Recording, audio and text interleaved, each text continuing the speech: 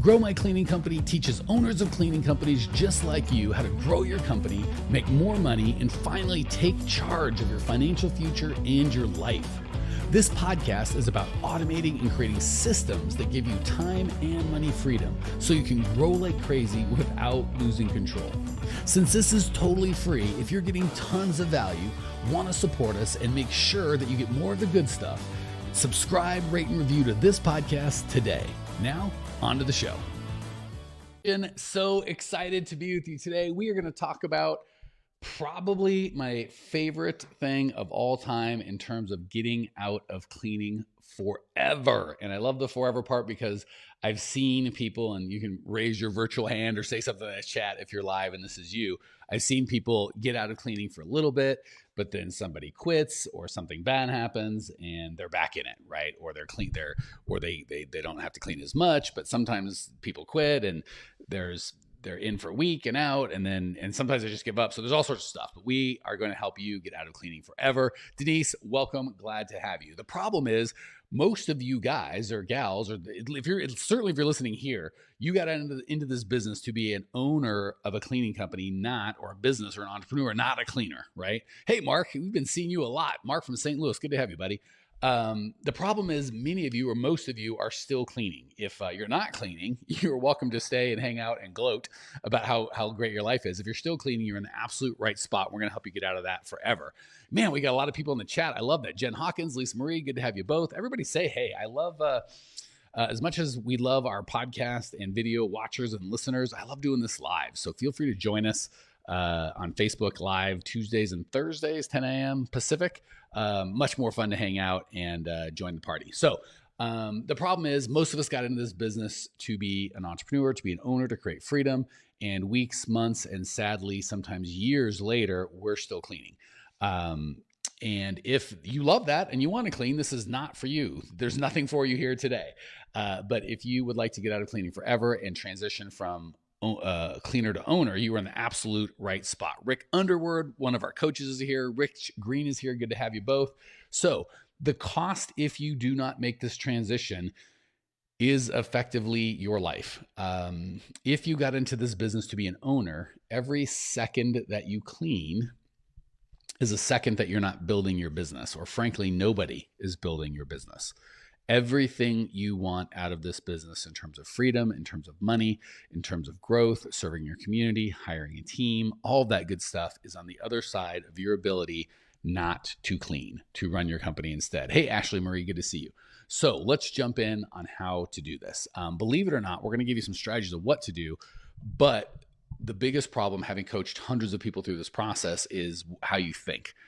People are thinking the wrong way, and that makes it impossible for them to do the right things when they're thinking the wrong way. So we're going to teach you first how to think the right way, and then it'll be pretty easy to figure out how to do what we do. And obviously we help people do that as well. Hey, Celia, good to have you in the house. So the first thing we've got to get over if we want to get out of cleaning forever is this crazy belief that it's not that bad, right? I know I clean forever. It's not that bad. Part of that belief is I make like $40 an hour when I clean, which is another version of it's not that bad, right? It's kind of telling ourselves in the world it's okay, right? Because we're afraid to get out of cleaning, do what it takes. We make excuses that it's okay to clean, or it's actually good to clean, or we make good money cleaning, right?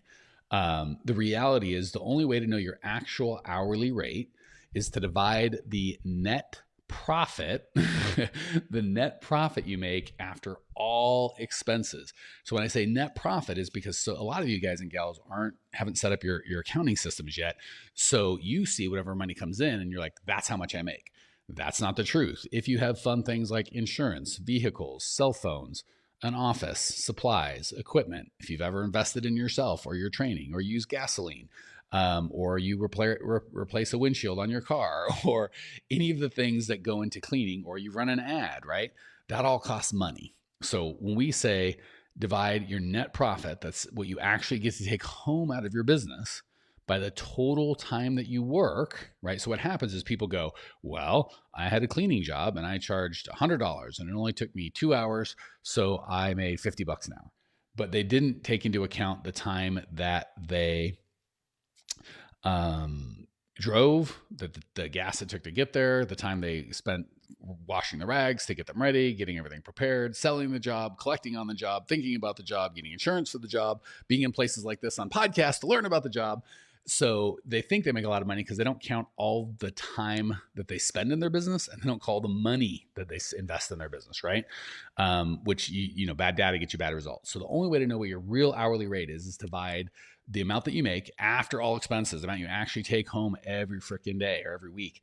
Hey, we've got Bev from Wham in the UK. She says, love tuning in, love having you tune in. Marissa, Alexis, Louis. She says, yep, that's all true expenses. It's so funny. I love, it's such a great comment, Marissa, that they're true expenses. Like somehow we make up things like, well, gas doesn't count or this doesn't count, but the money spends the same, right? If the money leaves your account, that's a true expense. So great point, Marissa. So the only way to know what you're actually making per hour is if you divide all of the hours that you work. When you were if you're an insane person like me, when you're in the shower thinking about your business, that counts. When you're at dinner with your wife, checking your email, that counts. When you're up creating invoices or responding to customer emails at midnight on a Tuesday, that counts, right? So if we only track certain expenses in certain time, we can kind of make the number look like anything we want. But we track the real profit that we make with the real hours that we work. That is how much you are actually making per hour. I've done this math with people over and over and over. It is heartbreaking. Almost every time they're making less than they pay their employees. I've had people making $2 or $3 an hour, working 80, 90 hours a week, or sometimes a husband and wife team working 80, 90 hours a week, making $2, $3, $4 grand a month take home after expenses. And you do the math, it's just a couple bucks an hour. They would literally make more sense, or they'd make more money if they just clean for someone else, right? So we first and foremost, we got to understand what we're actually making. It's not that bad is a great way to never get out of cleaning, right? And tell yourself that it's okay. So Cecilia says, how do you deduct taxes from the business and have to pay for my salary? That's a different topic for a different day, sister, or reach out to one of our coaches. We can help you with stuff like that. Marissa says, yes. And when the money's gone, we realize, hey, where did that go? That is the cry of the business owner. Also a different topic for a different day. I think there's 1 week a month we talk money. We'll get into both of those maybe this next upcoming week or next time we talk money. So the sad part is once you do this for real, typically you would find you'd make more money if you just went and worked for someone else. And the reality is, guys and gals, if you're cleaning for yourself, you're capped at about $4 grand a month. Maybe if you're in like New York or San Francisco or you're some weird thing. And the hundreds of people I've coached, I think I've seen 1 or 2 people that made more than that. But really, logistically, $4 grand a month's about where you're capped, unless you rope your poor spouse or boyfriend or girlfriend in. Obviously, they can make more. And that's you working 80 hours a week, right? That's you cleaning 30, 40, 50 hours a week, working on top of that. It's a miserable life, and you'll never get where you want to go unless that's the life that you want. So that's the first thing, is we got to get rid of it's not that bad. It's okay. It'll be okay. Hey, Marcus Fox, good to have you, dude. The next belief that we've got to kill forever is I can't afford it, right? I would love to hire Mike, but I can't afford it. Let's get crystal clear on this. This is a big, big deal. You not being able to afford hiring has everything to do with the amount that you charge and nothing to do with how much employees cost, right? So people think, I can't afford employees. That's a hiring issue, or what employees cost issue, or a payroll issue. It is not. It is a what you are charging your customer issue.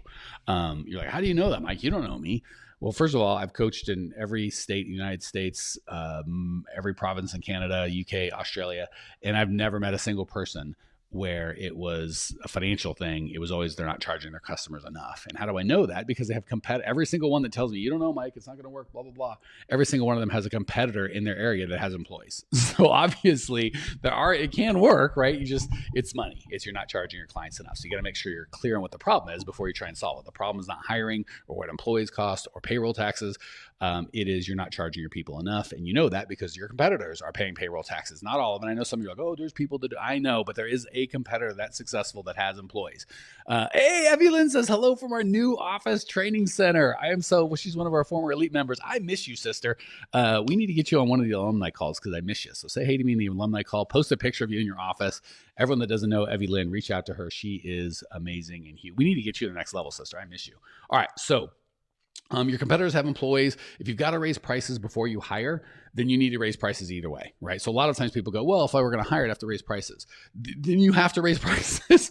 The only thing worse than making 10, 20 bucks an hour cleaning is making $5 an hour cleaning, which we just went over. That's the kind of numbers that you get when you start including all the expenses. If you can't afford a cleaner, you don't have a cleaning business, you have a cleaning job, and you might as well just work for somebody else and let them have all the headache. If you're not going to get paid, you might as well, if you're not going to make $5-10 an hour, go make $5-10 an hour working for your competitor. You can just clock it in and out. You don't have to worry about it. Right. So don't tell yourself, I don't have, if I'm going to hire, I need to raise prices. If that's the truth, you just need to raise prices, right? You need to charge the right amount no matter what, which kind of bleeds into the next thing, which is this weird, crazy belief that my customers require me to be there personally. It may be true that your customers as of today would prefer, and that's the problem with all these lies, is they're part true, right? They're not bald-faced lies that have no truth to them. You guys wouldn't fall for it, right? They're half truths and partial truths. So there is truth in, yes, your customers right now would probably prefer you to personally clean.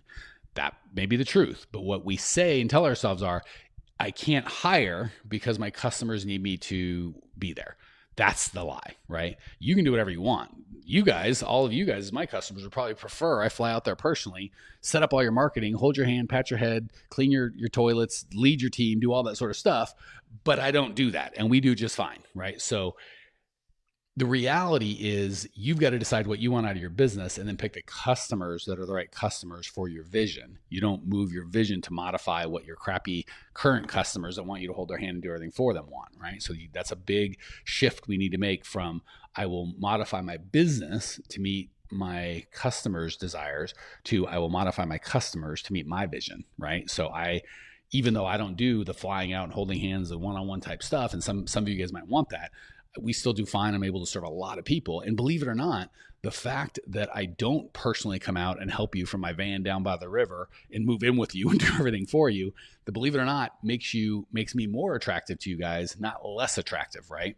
So once you start setting boundaries with your customers, you go, hey, if you're just looking for Susie Q to come out here and clean something, God bless, that ain't me. I have a real company, right? So someone's like, I want you, Mike, to personally do everything. I'd be like, that's fine. That ain't going to happen.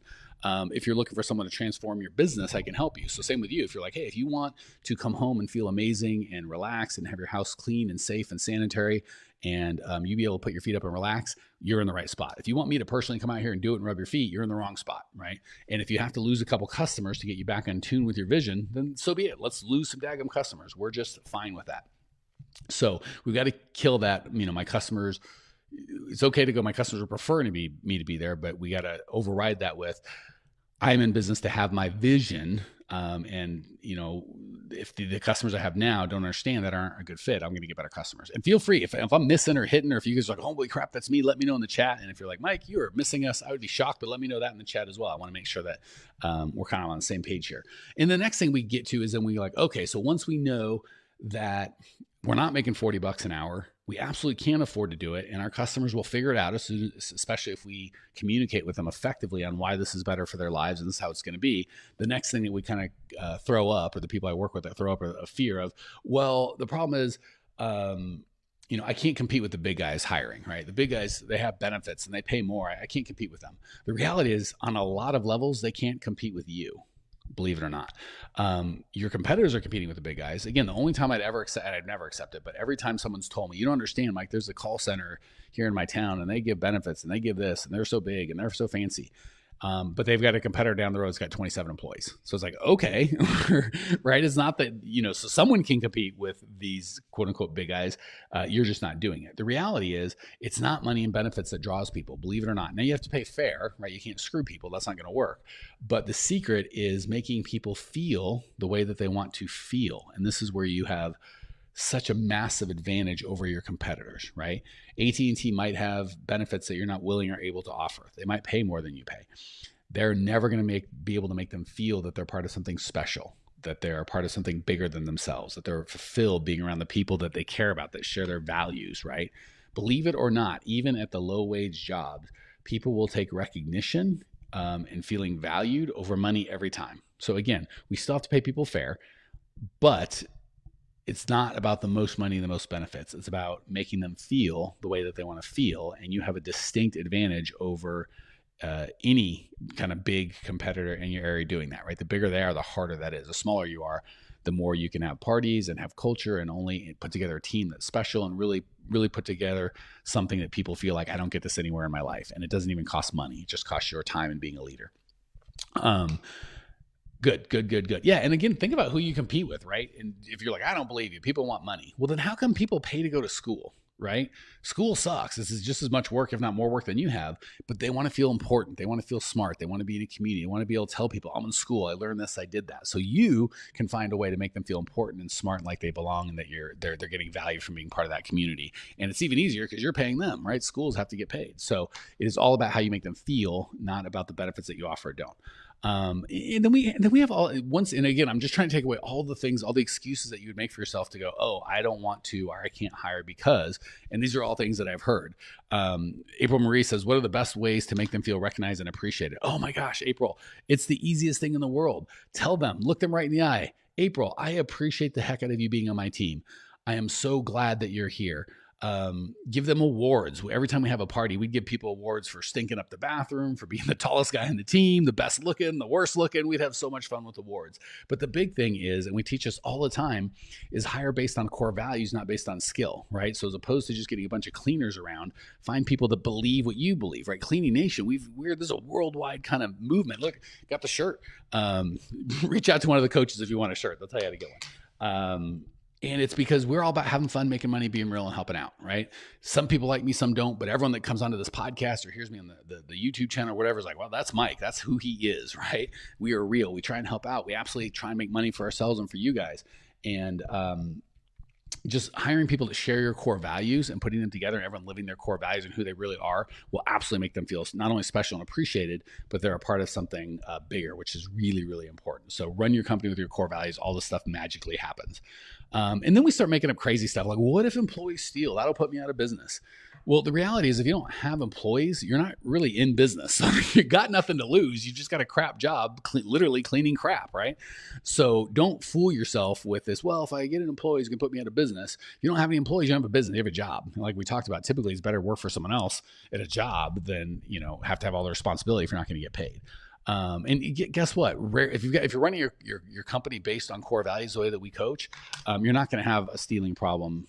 Rarely, if ever. Hey, Luciana, good to have you. And if they do, it's not even going to move your meter, right? You fire the employee that stole, you make the customer whole. If it's something cheap, you write a couple $100 check. If it's thousands of dollars, you file a claim with your insurance and you move on with your life. So that happens almost never. It's really just you and your fear going, I don't want to give up, I don't want to take this risk. So hopefully you're seeing everything that's stopping you from cleaning is right between your ears, right? We coach people through the steps and the process of exactly how to get through and how to get out of cleaning forever. But the things that we tell you what to do doesn't work, isn't going to give you any good until you believe what you need to believe. So we got to kill all these beliefs before we can get you where you need to go. All right. That said, here's the big false. This is the last one I saved, the worst for last, because this is the one that really kills the most owners of cleaning companies in terms of keeping them enslaved to cleaning all day, every day. The big false is, and please give me some comments on this. Let me know how you feel, because sometimes I don't articulate it well. But we have this belief that it's not fair that I make all the money with they're doing all the work, right? They feel like, especially those of you that have cleaned forever, and you've been like, I've been cleaning for 40 or 50 or 60 hours a week and working for 80 or 90 hours a week, and I'm only making $3 or $4 grand. And there's just no way. We just can't picture a universe where we don't do any cleaning, right? We can work just 5 or 10 hours a week if we just want to maintain our company, or 40 or 50 hours a week if you really want to grow it, but none of it cleaning, all of it being an entrepreneur and working on your company as opposed to in it. We can't fathom a universe where we don't have to do any cleaning and we still get paid, right? Other people do it. We just can't get it. But the reality is, first of all, you're never going to get out of the field until you kill that belief. As long as somewhere in your mind is lurking that it's not fair, I'm taking advantage of people, you're never going to get out. The reality is, we need to transform your mindset. And we've talked about this in previous broadcasts of, I provide labor. And again, no offense to cleaners, the best cleaner in the world can only bring $20 worth of value, right? There are so many people that can clean. It's easy to learn. You're not saving lives. A brain surgeon, there's only a very few amount of people that can do it. And spending 10 hours with someone could literally save their life. So that skill is more highly compensated. The things that we're talking about, like building teams, creating systems, investing in your business and yourself, that's the high value work, right? So the reality is we need to move you out of, I get paid based on my hands and the work that I'm physically able to do, and into, I create transformation in people's lives, both my customers, my employees. I make their lives better from the systems and processes that I've created. Then you can go, okay, it is fair for me to make more money because I bring more value. It pays more because it's worth more. People forget. Maya Angelou said, people forget what you say, but they remember how you make them feel. That couldn't be more true. And it goes with cleaning too. People will forget that you came and cleaned their toilet, but they remember how that clean toilet made them feel. So you can move your job from cleaning toilets to creating a company and systems and processes and a team that makes people feel good on a consistent basis, and you'll get paid a lot more. So you've got to kill that belief of it's not fair, it's not right, how can this be? And just move to, if I'm going to be an entrepreneur, I can get paid an infinite amount, and I get paid based on the value that I bring. So if you are only getting paid a little bit, that's because you're just not bringing that much value. It's because you're doing the cleaning. If you want to get paid more, you have to bring more value. You got a yes from Betty. So glad that we're with you. The good news is once you hire, certainly when we're working with you, you can typically often replace your income within a couple months. Where you go from, here's what I'm making, but I'm cleaning all the time. Once you hire a team, within 90 days, typically you're making the same amount, and you just don't have to clean anymore. And that goes on forever, right? So once you fix it once and you set up the systems properly, you're out of cleaning forever, and you keep making the same money. Now you have a choice, right? You can take that spare time and go, I'm retired. I'm going to take 5 or 10 hours a week maybe to kind of run my team. And other than that, I'm just going to take my paycheck and be on my way. Or you can go, holy crap, all the things that I wanted to do to improve my business and grow and hire more people and do surprise and delight and just make this business that I can see so clearly in my mind that I've envisioned, I can actually go build that. You can do whatever you want. Also, you have something to sell, right? When you've got a cleaning route and you're doing all the cleaning, it's worth very, very little. When you've got a system or a process, even if it only makes you $3, $4, $5 a month, but you don't have to do anything, that's worth something, right? So not only does it give you freedom, you turn this job that you've got into an asset that you can sell. And this skill will last a lifetime. When you make that switch in your head from cleaner to owner, even if you got into a different business, you start realizing that this works. Lisa says, I need a system for actual cleaning, so each cleaner is producing similar requests. Anyone help me? So that said, all the systems and processes you need to get out of the cleaning forever and grow your company and move from cleaner to owner, that's what we do all day, every day. It's quite frankly, we help people just starting, people in the field trying to get out, $1 million business, trying to be $2 million business, all that good stuff. My favorite clients, frankly, are the guys and gals that are out there hustling, cleaning all day. They got into be owners, and they woke up a year or 2 years later, and they found 10 years later, and they found that they're still a cleaner. They know how to get out. If you would like my help getting out of that is my favorite thing in the universe to do. Go to growmycleaningcompany.com. You'll get the best training that we have right there. There's a on-demand training that will go over the best stuff that we've got to help you get out of cleaning. There's a Facebook group of 10,000 other owners. We've got over 500 podcasts, videos, blogs that you can listen to. growmycleaningcompany.com. Ashley's one of our next level members and an amazing human being. She says, at least you need to connect with Mike and his team. They've helped us with systems so much. And we have, but I got to shout out to Ashley and her husband, Avery. They are just amazing human beings. And as much as we love helping, they kick butt. Effie Lynn says, do it. We are one of his success stories. Speak of the devil, we have actually, hold on. Look at my schedule. For everyone listening live, tomorrow, Thursday, 2 days from now, 48 hours from now, we're going to have Ashley and her husband on the show. And I can't wait to introduce you to them because they are just the coolest people in the whole wide world. Plus, they're very good at business, and I can't wait to share their story. Speaking of Evie Lynn, she's like, we're one of his success stories. We need you on the podcast, sister. I tell your story periodically, and I don't think we've ever told the cleaning nation as a whole. We need to do that. So, all right, guys, gals, cleaning nation. Ashley says she can't wait. Tara says, hello. Hey, Tara. If you want to get out of cleaning forever, you want the systems and processes, that is what our team does all day, every day. We've helped hundreds and hundreds of owners getting out of cleaning forever. We'd love to help you. Go to growmycleaningcompany.com. There are tons and tons of resources, almost everything. They're all free right there. And if you want to work with us, you can figure out how to do that all at growmycleaningcompany.com. Check it out now. Can't wait to get you out of the field forever. Thanks for tuning in to today's show. If you're fired up, ready to grow, and want to see if you have what it takes to work with us at Grow My Cleaning Company, here's what I want you to do right now. Go to growmycleaningcompany.com/talk. That's growmycleaningcompany.com/talk to book an appointment to speak with me personally. I'm going to jump on the phone with you to get you crystal clear on where you are now, where you want to be, and how to get you there. Don't walk around in the dark any longer. If you are serious about growing your cleaning company, it's time to finally get the systems in place that you need to grow. We've helped hundreds of owners of cleaning companies not only grow their business and their personal freedom, but give back to their community as well. If that's what you're looking for, head over to growmycleaningcompany.com/talk and book a time to talk with me personally. I can't wait to get to know you and your business.